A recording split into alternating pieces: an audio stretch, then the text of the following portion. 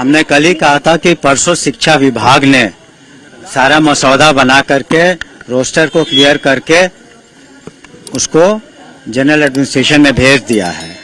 अब general administration उसकी समीक्षा कर रहा था।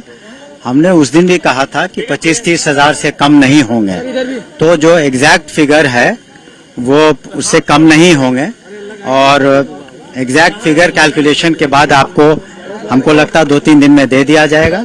लेकिन जो जेडी की तरफ से ट्वीट किया गया है संभवतः ज्यादा चांस है उसी के अगल बगल फिगर होगा, लेकिन एग्जैक्ट फिगर उसमें अगर कहीं कोई कमी पाई गई जनरल एडमिनिस्ट्रेशन के द्वारा तो उसको वो इंगित करेगा, इसलिए एग्जैक्ट फिगर करीब करीब उसी के आसपास होगा।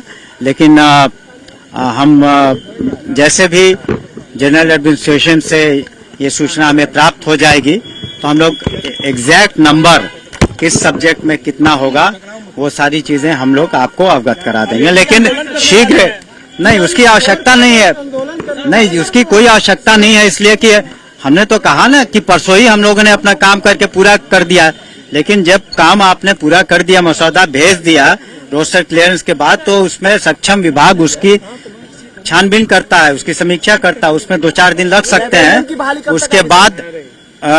उसके बाद चरणबद्ध तरीके से अन्य पदों का जो आपने म्यूजिक टीचर की बात की, लाइब्रेरियन की बात की और फिजिकल टीचर्स की बात हो रही है, तो पहले जो सब्जेक्ट्स में कमी है उसको हम लोग पूरा करना चाहते हैं ताकि बच्चों का जो पढ़ाई है वो प्रभावित नहीं हो। और ये अंत नहीं है नियुक्तियों का। माननीय मुख्यमंत्री जी ने कल भी सदन में कहा है कि 1 करोड़ सरकारी नौकरियां और रोजगार दिए जाएंगे। तो शिक्षा विभाग अपने तरह से, ये तो एक अनवरत प्रक्रिया है, बहुत लोग अभी रिटायर भी करेंगे, पुनः इसकी हम लोग समीक्षा करके वैकेंसीज को निकालेंगे। धन्यवाद। हो गया सर, शिक्षकों के अभी तक तरीके से आंकड़े जो आ रहे हैं, अभी तक शिक्षा विभाग सबसे आगे चल रहा है।